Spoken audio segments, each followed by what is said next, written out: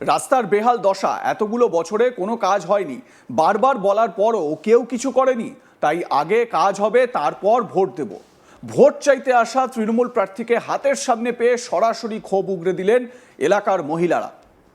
ডাব শরবত খেয়ে রজনীগন্ধার মালা পরে ভালোই চলছিল প্রচার, কিন্তু হঠাৎ করে যে এই রকম ক্ষোভের মুখে পড়তে হবে তৃণমূল প্রার্থীকে, সেই আভাসটা তিনি হয়তো বুঝতেও পারেননি। আগে এক ঝলক সেই ভিডিওটা দেখুন। আগে দাদা কি বলছে শুনুন। হ্যালো, এরকম বলো না কাকা। তা সরাসরি চেয়ারম্যানের কাছে যাবে, কোনো অসুবিধা নেই, তোমরা সরাসরি চেয়ারম্যানের কাছে যাবে।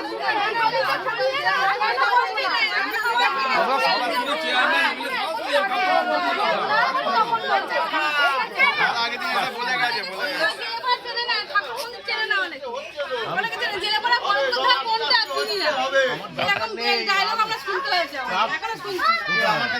বলে গেছে। কাকে কি বলো, বল কজনের নাম বলো, বল না না আমার কাছে গেছেন না ওর কাছে গেছেন, আপনাদের আমার কাছে গেছেন ঘুমবা করে গেলি রে, নিচে থেকেই তো যাবো,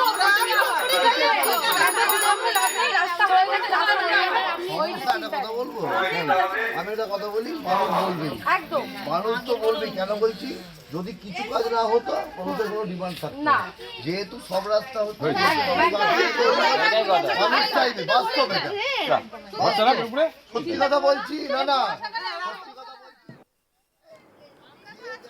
হুগলির বৈদ্যবাটিতে নির্বাচনী প্রচারে গিয়ে সাধারণ মানুষের ক্ষোভের মুখে পড়লেন তৃণমূল প্রার্থী অরিন্দম গুই। রবিবার সকালে চাঁদদানির এই প্রার্থী বৈদ্যবাটি পৌরসভার 14 নম্বর ওয়ার্ডে প্রচার শুরু করেন। পায়ে হেঁটে ওয়ার্ডের বিভিন্ন এলাকায় ঘুরে মানুষের সঙ্গে যোগাযোগ করেন তিনি। শুরুতে প্রচারের পরিবেশ ছিল স্বাভাবিক, স্থানীয়দের সঙ্গে সৌজন্য বিনিময়, কোথাও ডাবের শরবত, কোথাও একেবারে ডাবের জল শরবত, আবার কোথাও রজনীগন্ধার মালা পরিয়ে স্বাগত জানানো হয় প্রার্থীকে। তবে পরিস্থিতি বদলে যায় জেলে পাড়ায় পৌঁছতেই। দীর্ঘদিনের রাস্তা ও নিকাশি সমস্যাকে কেন্দ্র করে ক্ষোভ উগরে দেন এলাকার বাসিন্দারা। প্রার্থীকে সামনে পেয়ে তাকে ঘিরে ধরেন স্থানীয়রা এবং একাধিক অভিযোগ তুলে ধরেন। তাদের বক্তব্য, বহুবার স্থানীয় জনপ্রতিনিধি ও পুরসভার চেয়ারম্যানের কাছে জানানো হলেও সমস্যার কোনো সমাধান হয়নি। বিশেষ করে বেহাল রাস্তা ও নিকাশির দুরবস্থার কারণে দৈনন্দিন জীবনযাত্রায় ভীষণভাবে ব্যাহত হচ্ছে বলে দাবি করেন তারা।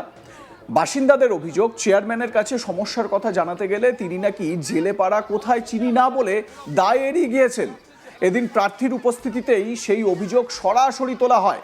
এতে অস্বস্তিতে পড়ে যান ওই তৃণমূল প্রার্থী। তো আরেকবার কিভাবে ওখানকার মহিলারা, স্থানীয় মহিলারা পুরো ঘিরে ধরেন প্রার্থীকে, দেখুন সেই ভিডিওটা।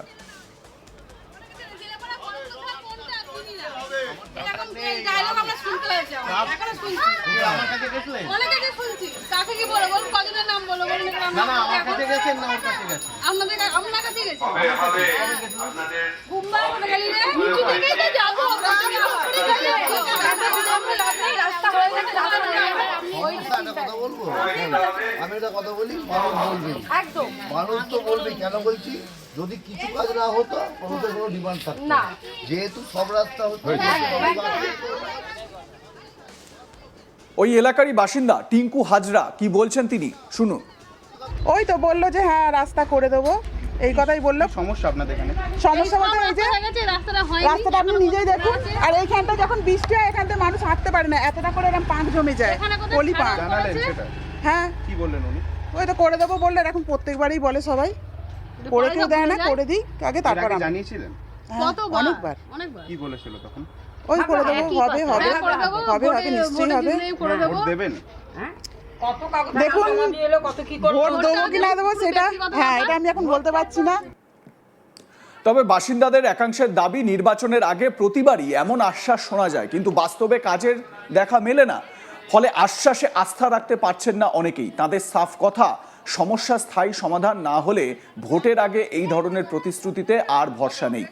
স্থানীয় বাসিন্দা পলি হাজরা কি বলছেন শোনাবো আপনাদের। বললো তো উনি এখন করে দেবো, এখন সবাই প্রত্যেকবার এসে বলে যে করে দেবো, করে তো আর কেউ দেয় না।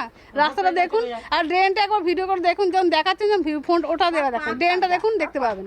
আর রাস্তায় যখন বর্ষাকালে না পুরো এক হাঁটু করে জল থাকে, পুরো পাঁকে ভর্তি অনেকবার। ওই তো আমরা যখন এখানে পারমিশন করাতে যাই ঠাকুর মন্দিরের জন্য, পুরো এখানে রাস্তায় এমন অবস্থা হয়ে থাকে। পিন্টু মহাদের কাছেই গেছিলাম, উনি ওনার কাছেই যাওয়া হয়েছিল।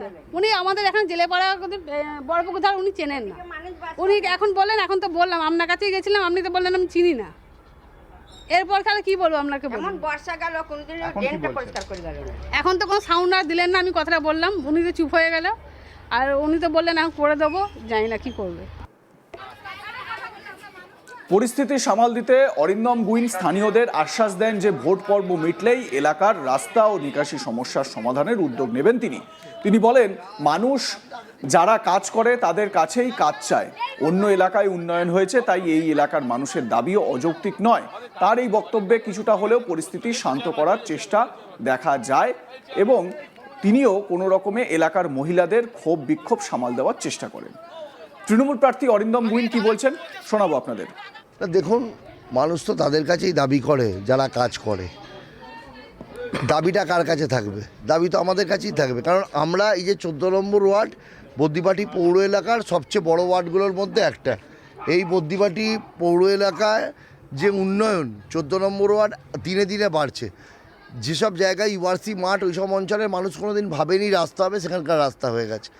আর কিছু কিছু গলি বাকি আছে। এইসব যে রাস্তা দিয়ে আমরা হাঁটছি মেন রোড সমস্ত ঢালাই করা ঝাঁ চকচকায় রাস্তা। কিছু কিছু গলি আছে যেগুলো ব্যক্তিগত গলি, যারা চাইছে হ্যান্ডওভার করতে। এই যেমন এইমাত্র আমাকে বলছিল, দাদা এই গলিটা আমাদের করে দিতে হবে। এটা কাদের থেকে চাইবে? যারা কাজ করে তাদের থেকে।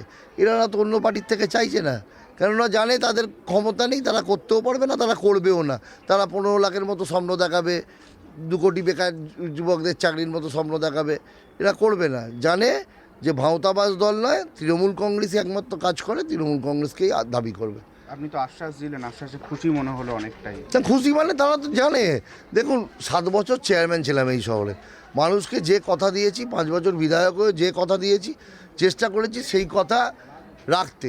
হয়তো কিছু পারিনি, হয়তো 99% 98% পেরেছি রাখতে, ঠিক আছে? কাজে সেই ভরসাটা তো এই শহরের মানুষের আছে, এই বিধানসভার মানুষের আছে,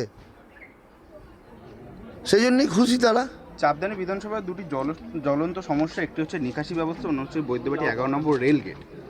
কি বলবেন এটা কত? দেখুন, ব্যাপার হচ্ছে আমি একটা প্রপোজাল তো দিয়েছিলাম এর আগেই, যে যদি ওটা সম্ভব হয় ওটা আমি মানে আপ্রাণ চেষ্টা করব, যে রেলগেটের সমস্যাটা, যে যদি চাপদানি যে দিল্লি রোড থেকে জিটি রোড রাস্তাটা বলেছি, তাতে কি হবে, এই রাস্তার হলে আমার চাপদানি বিধানসভা, চাপদানি শহর মেনলি শিল্পনগরী বলতে পারেন, যেখানে 5খানা বড় বড় মিল আছে। বিজেপি জেলা সভাপতি গৌতম চ্যাটার্জি তৃণমূলকে এ বিষয়ে কটাক্ষ করতে ছাড়েননি। কি বলছেন তিনি শুনুন। আজকে যে তৃণমূল এই যে উন্নয়নের কথা বলছে, এই উন্নয়নের যারা উদাহরণ তারা তো সাধারণ মানুষ। আজকে একটু বৃষ্টি হলে চতুর্দিকে জল জমে যায়, রাস্তা দিয়ে যাওয়া যায় না, জল জমে থাকে। সেখানে এলাকার মানুষ অনেকবারই মিউনিসিপ্যালিটিতে যায়, চেয়ারম্যানের সাথে দেখা করে, কিন্তু চেয়ারম্যানের ক্ষেত্রে কোনো জায়গাতেই কোনো সদুত্তর পাওয়া যায় না। লাইক, কমেন্ট, শেয়ার করতে ভুলবেন না। আপনাদের মতামত জানান। দেখতে থাকুন আজ তাক বাংলা। সাবস্ক্রাইব করুন আমাদের ইউটিউব চ্যানেলটি।